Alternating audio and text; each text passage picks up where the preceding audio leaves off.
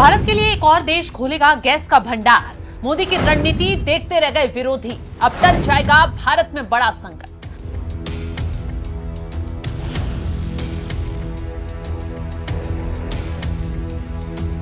नमस्कार, आप देख रहे हैं एनएमएफ न्यूज में आपके साथ शबनम। दुनिया के नक्शे पर एक छोटा सा समुद्री रास्ता, हॉर्मुज स्ट्रेट। आज ये रास्ता दुनिया में हाहाकार मचाने का कारण बन चुका है। दरअसल अमेरिका, इजराइल, ईरान के बीच जंग इतनी गहरी हो चुकी है, समंदर के रास्ते पर ईरान ने ताला ही लगा दिया, यानी हॉर्मुज स्ट्रेट का रास्ता बंद कर दिया।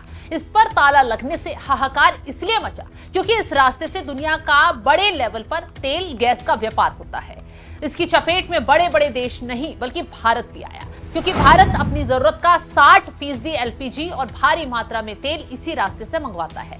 कतर, जो हमें 29% अकेले सप्लाई देता है, आज वहां से आने वाले जहाज इस हॉर्मुज के रास्ते में जंग की वजह से फंसे हुए हैं। भारत का 90% एलपीजी आयात ठप होने की कगार पर है। दिल्ली के गलियारों में हलचल तेज हो गई है। पीएम मोदी खुद मोर्चा संभाले हुए हैं। स्थिति कंट्रोल में रहे, उसके लिए लगातार मोदी सरकार काम कर रही है। तमाम देशों से बातचीत चल रही है। पर्दे के पीछे ईरान से बातचीत कर हॉर्मुज से धीरे धीरे गेट खुलवाकर भारत के जहाज निकलवाए जा रहे हैं। लेकिन क्या 3 से 4, 4 से 5 जहाजों का आना काफी है? बिल्कुल नहीं। वहीं दूसरी तरफ युद्ध थमता नजर नहीं दिख रहा है, बल्कि और भी भयानक होता जा रहा है। अब सवाल यह है कि क्या भारत के करोड़ों घरों के चूल्हे ठंडे पड़ जाएंगे, या फिर भारत ने इस संकट का कोई ऐसा मास्टर प्लान तैयार कर लिया है जो दुनिया को हैरान करे। क्योंकि अब भारत की नजरें खाड़ी देशों से हटकर एक नए और अनजान दोस्त पर आकर टिक गई है। दरअसल जब हॉर्मुज के दरवाजे बंद हुए तो भारत ने अपने पुराने दोस्तों और नए रास्तों की ओर हाथ बढ़ाना शुरू कर दिया।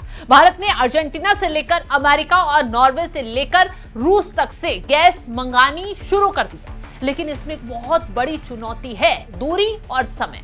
अमेरिका से गैस आने में हफ्तों लग जाते हैं। जब देश में मांग चरम पर है, इतनी दूरी से आने वाली सप्लाई ऊंट के मुंह में जीरे जैसा समान है।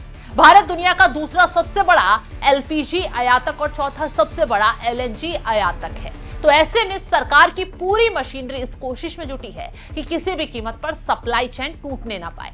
कतर और सऊदी अरब जैसे पारंपरिक ठिकानों से संपर्क कटने के बाद भारत की तेल कंपनियां इंडियन ऑयल, बीपीसीएल, एचपीसीएल और गेल अब ग्लोबल मार्केट में एक ऐसे पार्टनर की तलाश कर रही हैं जो संकट के इस समय में भारत की ढाल बन सके।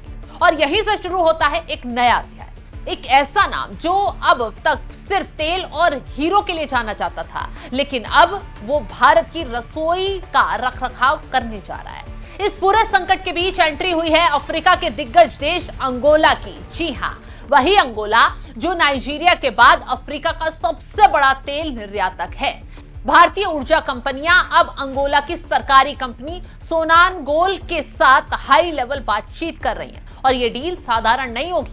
अगर ये बातचीत सफल हो जाती है तो अंगोला भारत को कुकिंग गैस सप्लाई करने वाला पहला मध्य अफ्रीकी देश बन जाएगा। लेकिन अंगोला ही क्यों? इसका जवाब छिपा है भूगोल और गणित। एक्सपर्ट का मानना है उत्तरी अमेरिका के मुकाबले अंगोला से भारत तक गैस पहुंचने में 10 से 15 दिन कम लगेंगे। ये 15 दिन भारत के लिए किसी वरदान से कम नहीं होंगे।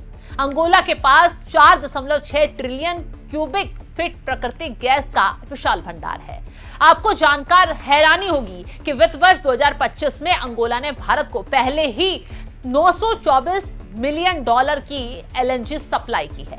अब इसी दोस्ती को एलपीजी तक ले जाने की तैयारी है। यह सिर्फ एक बिजनेस डील नहीं है, बल्कि एक कूटनीतिक जीत है। जहां एक तरफ हॉर्मुज में बारूद बरस रहा है, हॉर्मुज का रास्ता बंद पड़ा है, तो वहीं दूसरी तरफ भारत ने हजारों मील दूर अफ्रीका में अपनी ऊर्जा सुरक्षा का नया किला तैयार कर लिया है। 8000 किलोमीटर की दूरी है हवाई। तो सोचिए कितना डिस्टेंस पड़ रहा है। भारत और अंगोला का रिश्ता आज का नहीं है, इसकी जड़ें 1985 में जमी थी। आज अंगोला में करीब 8000 भारतीय वहां की अर्थव्यवस्था की रीढ़ बने हुए हैं, चाहे वो रिटेल हो, खेती हो या हॉस्पिटैलिटी। भारत आज अंगोला का तीसरा सबसे बड़ा व्यापारिक साझेदार है और दोनों के बीच $4.2 अरब का द्विपक्षीय व्यापार भी होता है।